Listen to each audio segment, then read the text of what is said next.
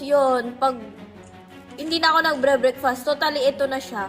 Yung alam mo yung habit ko, coach, pag gising ko, Roselle juice, at saka yung ating pong Roselle juice, the same time, yung one piece na lang kasi ako sa RGGL, coach, one piece na lang. Yun, tapos, di ba continuous yun? Food Tapos, supplement po mga viewers hindi po gamot yung binabanggit ng ating partner Mariel. Nag-ano na ako, nagkakape na.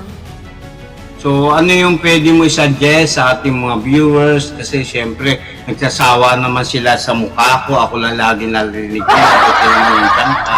Ito po isang babaeng walang pahinga kung tawagin ko. Kasi siya po ay nagbibigay po ng mga ideas and values dahil subok na subok niya po yung product. Meron po kasi siyang health condition before nung naglalay po ko. Wala na. O as wala na raw talaga. Nagpa-check up ka ba? Paano mo nasabing wala na?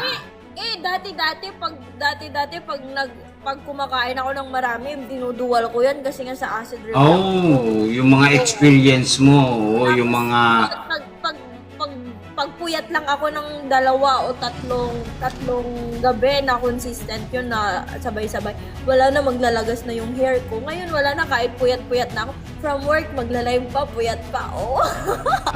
di ba? Pero kung wala yung product na yan, nako, ano yung pakiramdam mo? At saka ang buhok niya nalalagas. Meron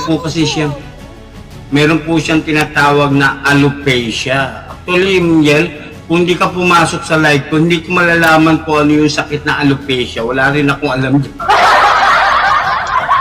Pero dahil meron po tayong knowledge about dito sa ating DXN food supplement, hindi po tayo gamot. Ang pangalan po ng company is DXN at ang product po. Galing ko nang mag-hold yung mga viewers. Oh. Yeah. At yan yung isa sa reason kung ba't hindi ako tumitigil mag-live. Alam mo bakit? Kung nagawa ng isang Miss Yel ng Ilocos Norte, pwede ring magawa kahit sino.